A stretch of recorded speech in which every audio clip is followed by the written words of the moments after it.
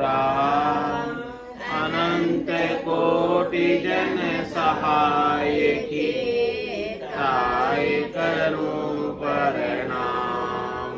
सतगुरु को एको मन कोई लेवे मान, तो सहज होते हैं संत दास मुश्किल सो आसान। भक्ति भक्त भगवंत गुरु चतुर नाम बहु एक, जिनके पद रज परस पाना। सत विघ्न अनेक सब धरती कागज करऊं, सब वन कलम कटाए साथ समुद्र शाही करऊं। सतगुरु गुण लिख्या न जाय, राम राम राम राम राम राम राम। आप सभी के अंदर विराजमान परमात्मा के पावन चरणों में प्रणाम। राम राम। अनंत श्री सदगुरु सुखराम जी महाराज की 90 वाणी। महाराज का तात्या के साथ संवाद चल रहा है, सत्संग चर्चा चल रही है, ज्ञान चर्चा चल रही है। परम पद में मिलने का उपाय बता रहे हैं, किस प्रकार से परम पद में मिला जाता है।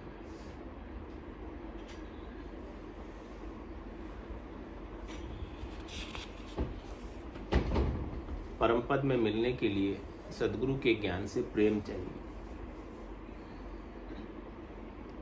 और वो प्रेम इतना अगाध है,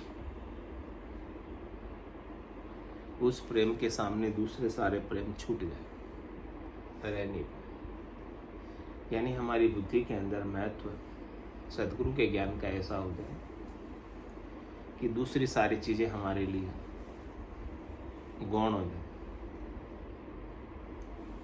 प्राथमिकता के आधार से हम इस ज्ञान को धारण कर लें और इसके अनुसार साधना कर लें, भक्ति कर लें और परम प्रभु को अपने ही गट के भीतर पा लें। कह रहे महाराज, परम पद को प्रेम आपको आप ही माही। कहाँ है प्रेम? कह रहे आपके भीतर में, जगाना है इसे, चेताना है इसे। सद्गुरु आपको जगाने वाले, चेताने वाले मिले। प्रेम तो आपके भीतर है, परमात्मा तो आपके भीतर है, लेकिन आपके भीतर के परमात्मा को, आपके भीतर के प्रेम को जगाना है। वो प्रेम जागेगा तो आपके भीतर के परमात्मा आपको मिल जाएंगे। कह रहे तन का कपड़ा दूर है, लेकिन परमात्मा उससे भी अधिक नजदीक है। लेकिन वो प्रेम नहीं जागा, इसलिए वो नहीं मिल रहे। आपके भीतर उनसे मिलने का प्रेम जग जाएगा तो वो तुरंत ही मिल जाएंगे। तो वो प्रेम कहाँ रहता है? परम पद को प्रेम आपको आप ही माही। आपके भीतर में, आपके भीतर में रहता है। परम पद को नाम आपको आप जपाए। इस परम पद का नाम कौन जपेगा? आपका ही नाम है और आपको ही जपना है। किसका नाम है? जिसका नाम जप रहे हो वो आप स्वयं। राम जी का नाम है तो राम जी कहाँ रहते हैं? आपके तो भीतर रहते हैं। और आप किसके अंश हो? आपका स्वरूप क्या है? आप राम स्वरूप ही तो हो। ईश्वर अंश जीव अविनाशी। आप उस अविनाशी के ही तो अंश हो। तो आप किसका नाम जप रहे हो? आपका ही नाम आप स्वयं जप रहे हो, यानी खुद का नाम खुद ही जप रहे हो। राम कहते हैं मेरा नाम कुछ है नहीं, लेकिन संतों के मुख से मैंने नाम मेरा राम सुना तो राम ही सही मेरा नाम।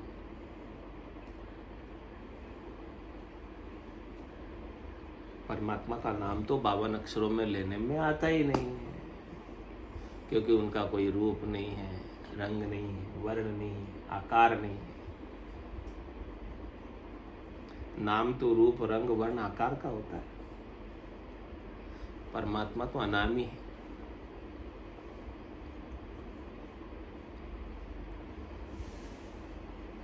तो परम पद को नाम आपको आप जपाई, आपका ही नाम है और आपको ही जपना है। किसका नाम है? आपका स्वयं का, जो आप स्वयं हैं, रहने वाले हैं आप, अविनाशी हैं आप, मरने वाले नहीं हैं, उसका नाम है। किसका नाम है ये? अविनाशी का नाम, परम पद का नाम अविनाशी का नाम है। जो आपकी आत्मा अजर है, अमर है, अविनाशी है, उसका नाम। और जपना भी किसको है? आपको ही जपना है। परम पद को ध्यान आपको आप ही धारे। कौन धारेगा? आपको स्वयं को जानना, मैं कौन हूँ, मेरा स्वरूप क्या है। मैं शरीर नहीं हूँ, मैं इंद्रिया नहीं हूँ, मैं मन नहीं हूँ, मैं बुद्धि नहीं हूँ, मैं चित्त नहीं हूँ, मैं अहम नहीं। ये तो सब मैंने भ्रमवश अज्ञानतावश मेरे ऊपर ओढ़ रखे हैं। नादानीवश नासमझीवश मैंने अपने मान रखे, लेकिन इसमें से मेरा कुछ है नहीं। ये सब प्रकृति के बने हुए हैं और सब प्रकृति में लीन हो जाते। तो मेरे को ध्यान इन पर नहीं देना है, मेरे को ध्यान मेरे सत्य स्वरूप पर देना है, आनंद स्वरूप पर देना है, यथार्थ स्वरूप पर देना है, वास्तविक स्वरूप पर देना है, निज रूप पर देना है। यानी आपका ध्यान आपके ऊपर केंद्रित हो जाए, आपके सिवाय दूसरा और कोई बचे नहीं।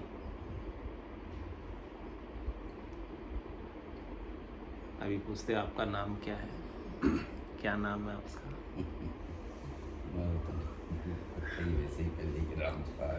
राम सहाय। देखो, ये राम सहाय इनका नाम है। कब से आपका नाम है? बचपन से। और बचपन से पहले क्या था? बचपन से पहले क्या था आपका नाम?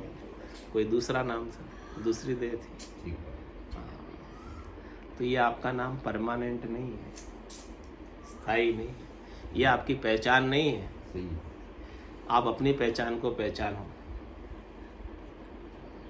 अपन उसी को पहचानते हैं जो लोग कहते हैं। आपने अपनी पहचान कब की? मदद करे, आपका पहचान आप अंदर में करो, भीतर में करो कि मैं कौन हूँ। मैं राम सहाय नहीं, मैं एक शुद्ध चेतन परमात्मा हूँ जो कभी मरता नहीं, अजर है, अमर है, अविनाशी। मेरा स्वरूप वो है। उस स्वरूप को पहचानने के उस तरफ आपको अपना ध्यान ले जाना है, आकर्षित करना अपना ध्यान। अपना ध्यान तो अपने नाम पर ही आधारित है, अपने रूप पर आधारित है, अपने रंग पर आधारित है, अपने वर्ण पर आधारित है, अपनी जाति पर आधारित है। अपनी पहचान उसी से बताते हैं। लेकिन महाराज कह रहे वो आपकी पहचान नहीं। आपकी उम्र कितनी है?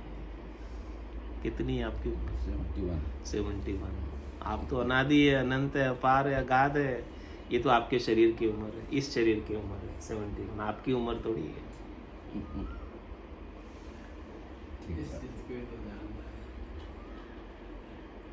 ये तो आपके नाशवान शरीर की उम्र है। आप तो अजर अमर अविनाशी हैं। आप अपने अविनाशी की उम्र को पहचानो। वो अनंत है, अपार है। उसको पहचान लोगे तो आप आनंद के, अपार के, आनंद के पद में चले जाओगे। उसको नहीं जानते, इसीलिए हम हमारे शरीर की आयु को गिनते हैं कि देखो मैं बालक था, जवान हो गया, वृद्ध हो गया। वो तो एक जैसी अवस्था में रहता है हमेशा। जो आप हो, आपकी उम्र कभी बढ़ती नहीं है, घटती नहीं है। आपकी उम्र तो वैसी की वैसी उतनी ही रहती है, कम ज़्यादा नहीं होती। शरीर की होती है कम ज़्यादा। हमारे की उसकी तरफ हमारा ध्यान ही नहीं है। उसकी तरफ ध्यान चला जाएगा तो आप परम पद में आ जाओगे। कह रहे परम पद को ध्यान आपको आप ही धारे। आपको आपके ऊपर ध्यान धारना है, आप कौन है।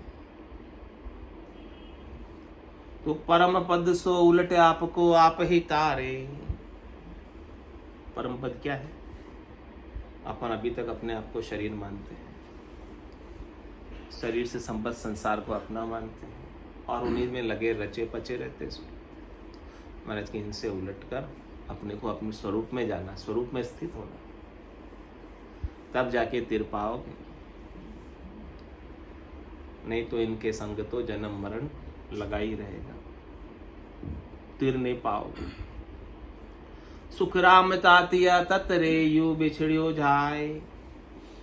तन मन में होई नाम संग चढ़े पिछम दिशमाए। कह रहे महाराज इस प्रकार से आपको तत्वों को अपने शरीर से अलग करना, छाटना है, न्यारा करना, बिछेड़ना। जैसे दही में को मथ के उसमें से मक्खन को अलग करते हैं, छाछ को अलग करते हैं। तो ये शरीर क्या है? छाछ। और आपकी आत्मा क्या है? मक्खन।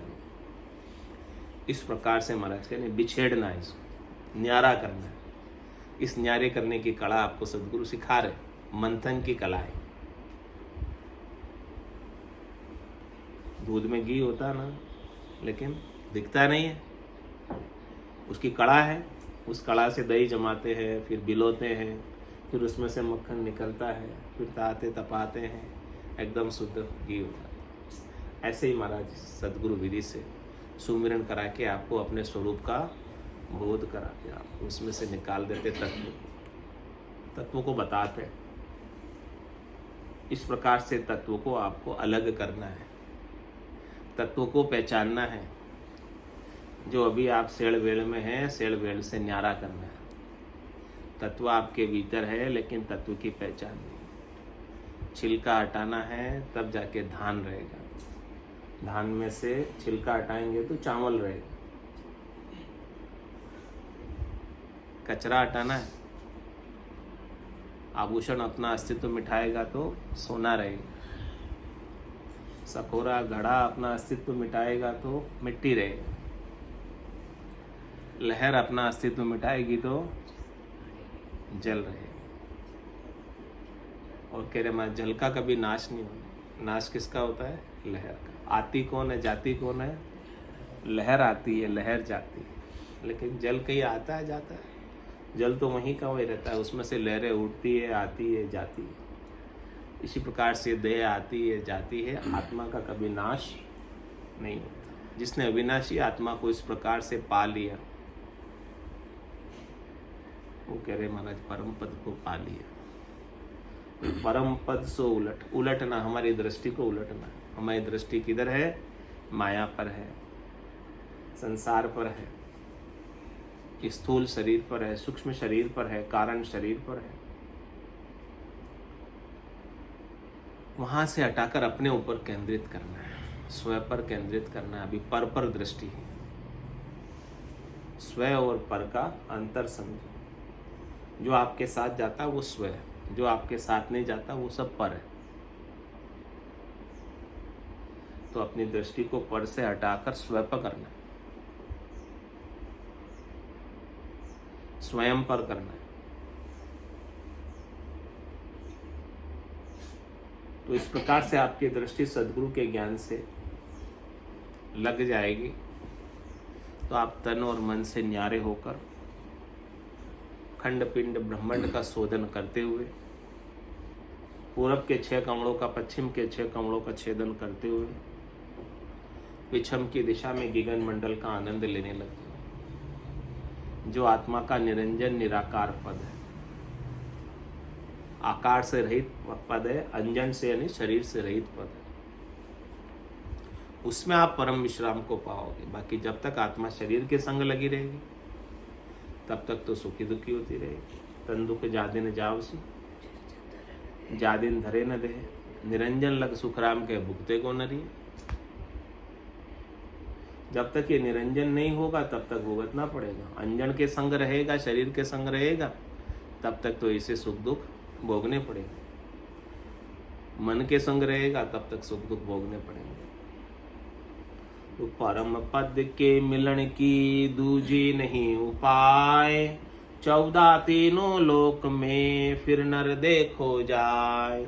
फिर नर देखो जाए ब्रह्म किस दिश न पावे। जीर्ण जीर्ण पायो जिन सब माये सतगुरु भेद बतावे। सुख राम कहे सुनता तिया करद शब्द को साय। परम पद के मिलन की दूजी नहीं उपाय। क्या कह रहे महाराज? उस भोग को परम पद प्राप्त करना, आनंद पद प्राप्त करना, केवल पद प्राप्त करना है, इसका दूसरा और कोई उपाय नहीं है, दूसरी और कोई करनी नहीं है, दूसरी और कोई क्रिया नहीं है जिससे आपको परम पद मिल जाए। एक ही करनी, एक ही क्रिया, एक ही उपाय है। भेद सहित ज्ञान घटावे, प्रेम भाव नेचो मन पावे। मोक्ष मिलन की यही है उपाय, दूजी नहीं शिष्ट में। और सृष्टि में और कोई उपाय नहीं है। कह रहे हैं 14 तीनों लोक में फिर नर देखो जाए। 3 लोक 14 भवनों में फिर कर देख लो। 7 ऊपर के लोकों में भवनों में चले जाओ, 7 नीचे के भवनों में चले जाओ। 3 लोक फिर देखा है लोई, बुरा सारे सरवर अवर न को। सतगुरु की बराबरी में ऐसा निर्भय कर देने वाला, अविनाशी पद को प्राप्त कराने वाला, ज्ञान देने वाला और कोई है नहीं। हम पूरी त्रिलोकी में फिर कर देख लें भले, लेकिन ऐसा कोई मिलने वाला नहीं है। तो कह रहे 14 तीनों लोक में फिर नर देखो जाए। फिर नर देखो जाए ब्रह्म किस दिशा न पाओ। किसी भी दिशा में जाओगे कहीं ब्रह्म नहीं मिलने वाला। पूरब उत्तर पश्चिम दक्षिण इनके 4 संधि दिशाएं, ऊपर नीचे कहीं चले जाओ, 10 दिशा में घूम के आओ, कहीं ब्रह्म नहीं मिले। जहाँ जावे जहाँ काल गरासे, जमड़ो लारे लागो रे। सहज राम बज राम स्नेही, रहे न कोई दागो रे। कहीं चले जाओ सब जगह काल का ही राज है, काल का ही साम्राज्य। 3 लोक 14 भवन, सब जगह भ्रम है, ब्रह्म नहीं। फिर नर देखो जाए ब्रह्म किसी दिशा न पाओ। और कह रहे कि जिन पायो सब माए सदगुरु वेद बता। और जिसे मिला है उसे सदगुरु से ज्ञान का भेद मिला है, उसे ही मिला है। जिसे ज्ञान का भेद नहीं मिला उसे ब्रह्म नहीं मिला। और कहाँ मिला है? जिन पाया जिन घट ही पाया, बायर फिर जन्म गमाया। 68 को काहू को फिरिए, सूरत समेट नाम में धरिए। तो बाहर फिरने से मिलने वाला नहीं, मिलेगा तो सदगुरु के भेद से, सदगुरु के ज्ञान से, सुमिरन से, वजन से प्राप्त होगा। और भीतर में ही मिलेगा, अंतर में ही मिलेगा। तो सुखराम कहे सुन तातिया, करत शब्द को साहे। महाराज करें कि आपको सेवा ही करनी है तो किसकी करो? करत शब्द की सेवा करो। पूजा ही करनी है तो करत शब्द की करो। आराधना ही करनी है तो करत शब्द की करो। जो आपके सबको कर्मों को काट दे, पाप को भी काट दे, पुण्य को भी काट दे, भरम को भी काट दे, कर्म को भी काट दे। क्योंकि करद शब्द है ही ऐसा, दोनों तरफ चलता है और उसके सामने कुछ टिक नहीं सकता।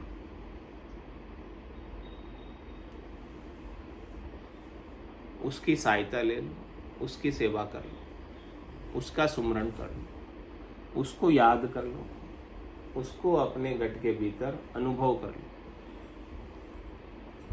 और सदगुरु की कृपा से ही उसका हमको हमारे गट के भीतर अनुभव होता है।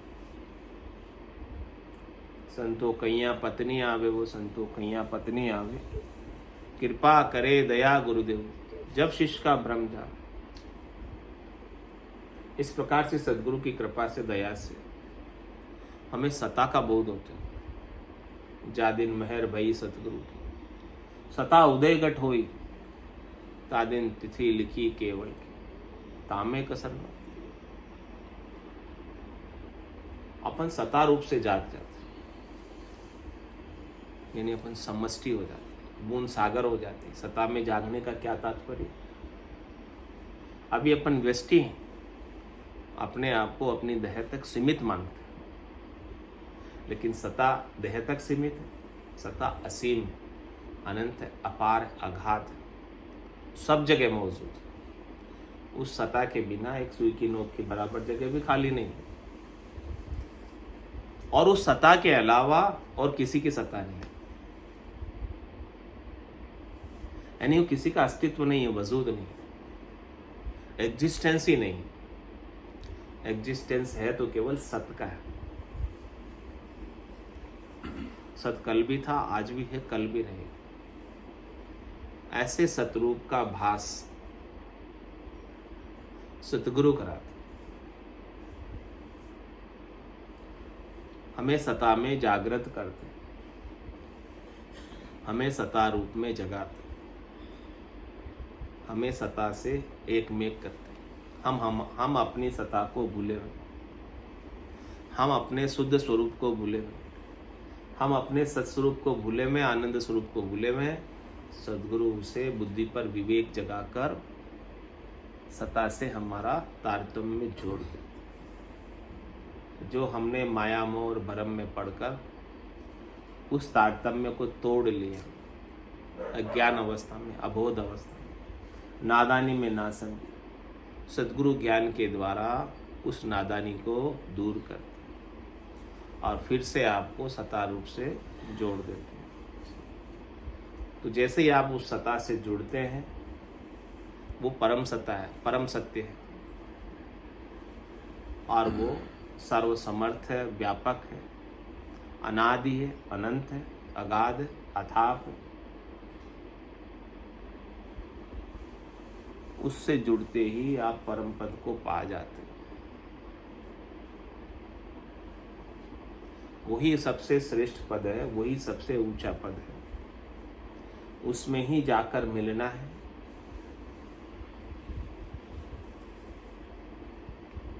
केवल देह तक आपको सीमित नहीं रहना, विदेही मंडल का आनंद लें। देह में तो शरीर का सुख है, इंद्रियों का सुख है, वस्तुओं का सुख है, व्यक्तियों का सुख है, और एक सीमित सुख है, लेकिन उसमें अगाध सुख। जो सुख चाहे तू सदा शरण राम की ले, के नानक मेरे मना। ये दुर्लभ मानुष सुख का सागर राम है, दुख का भंजनहार। राम चरण तजिए बजिए बारम। वो राम कहाँ है? आपके ही तो भीतर है। आपके भीतर सुख का सागर है, आनंद का सागर है। आपके भीतर सुख के सागर को, आनंद के सागर को जगाओ।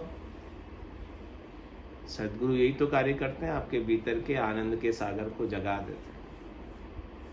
तो आपके भीतर में आनंद का झरना बहने लगता है।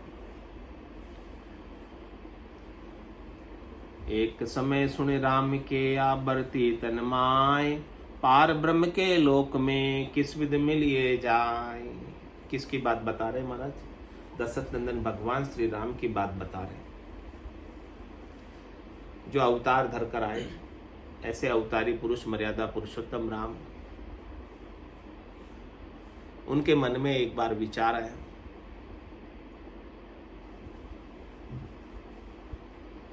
कि उस ब्रह्म में मुझे मिलना है। किस प्रकार से मिला जाता वो बताओ, तरीका, भेद, विधि।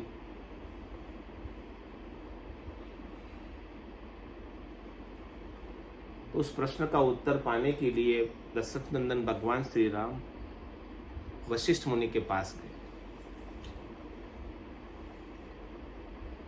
राम कृष्ण अवतार गुरासु मोक्षदाय, ऐसे बड़े बड़े अवतार भी सतगुरु का ज्ञान प्राप्त किए और मोक्ष को प्राप्त किए। यानी सतगुरु के ज्ञान के अभाव में मोक्ष संभव नहीं है। बिन जब तक ज्ञान का भेद नहीं मिले तब तक जन्म ना मरना नहीं छूटता, चाहे वो बड़े से बड़ा अवतार ही क्यों न।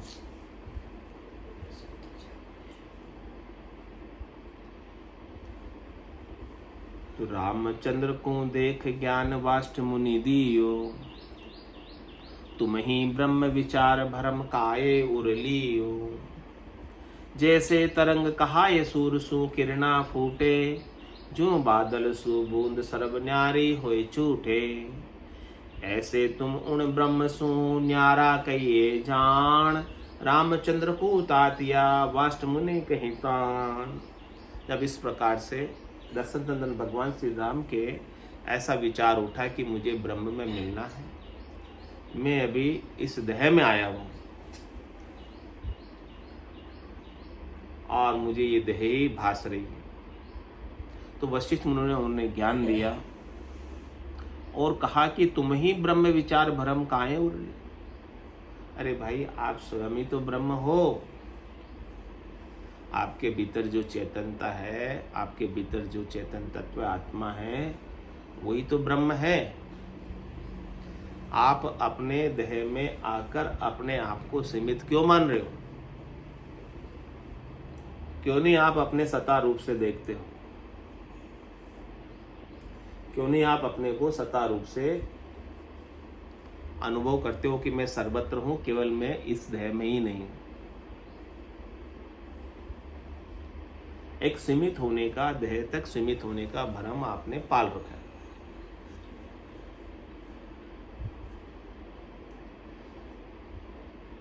किस प्रकार से दृष्टांत देकर समझाया?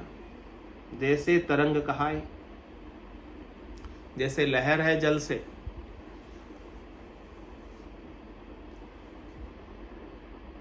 तो लहर में जल का कितना प्रतिशत है? 100%। तो आपके अंदर परमात्मा का कितना प्रतिशत है?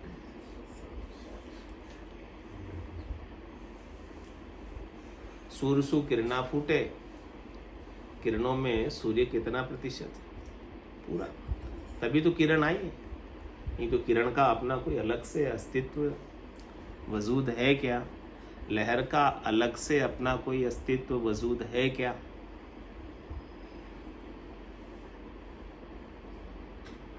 जो बादल सो बूंद,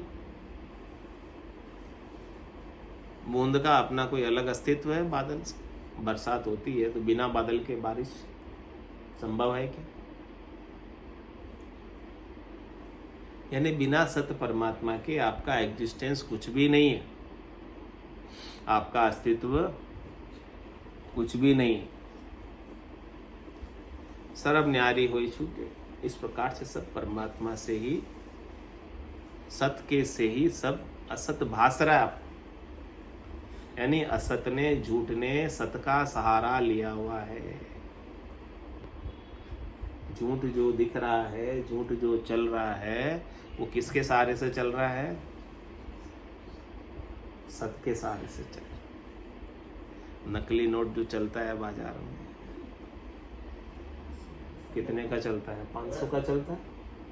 असली के साथ में चलता है। असली के साथ चलता है वो। हाँ, किसी ने 250 का नकली नोट बनाया क्या? नहीं बनाया। 500 का ही बनाते। क्यों नहीं बनाया 250 का? क्योंकि 250 का असली होता ही नहीं है। 250 का असली होता ही नहीं है, इसीलिए कैसे चलेगा वो? झूठ जो भी चल रहा है वो किसके सहारे से चल रहा है? सत के सहारे से चल रहा है। हाँ, सत के सहारे से चल रहा है। ये शरीर अपना झूठ है, ये भी चल रहा है तो किसके सहारे से चल रहा है? सत के सहारे से चल रहा है। असत भी सत के सहारे से चल रहा है, सत के आश्रय से चल रहा है। ये पूरा दृश्य जगत जो दिख रहा है किसके आधार से चल रहा है? सत के आधार से, सत पे टिका हुआ है। ये असत है संसार सारा। हाँ, लेकिन टिका हुआ किसके आधार से? सत के आधार से टिका हुआ है। तो इस प्रकार से महाराज वशिष्ठ मुनि दशरथ नंदन भगवान श्री राम को समझा रहे, ब्रह्म ज्ञान दे रहे, तत्व का ज्ञान दे रहे कि देखो तत्व आपके भीतर मौजूद है, आप उसको जानो, समझो, देखो। दृष्टांत देकर समझा रहे। ऐसे तुम उन ब्रह्म सु न्यारा कहिए जा। इस प्रकार से आप अपने आप को अलग भास रहे हो, लेकिन वो सत आपके भीतर मौजूद है। वो नहीं होता तो आप भी नहीं होते। रामचंद्र को तातिया वाष्ट मुनि कहिया ताण। इस प्रकार से महाराज वशिष्ठ मुनि ने ब्रह्म ज्ञान के बाद दशरथ नंदन भगवान श्री राम को ताण कर कही, मतलब दृढ़ता से, पूर्ण विश्वास के साथ, मजबूती के साथ इस बात को समझाया। लेकिन ये बात आसानी से समझ में आती ही नहीं है, और दशरथ नंदन भगवान श्री राम को भी आसानी से समझ में आई नहीं है। वो भी अभी बहुत सारे प्रश्न करेंगे इसके बाद। जैसे आपके मन में भी प्रश्न उठ रहे होंगे, ऐसे दशरथ नंदन भगवान श्री राम के मन में भी बहुत सारे प्रश्न उठे।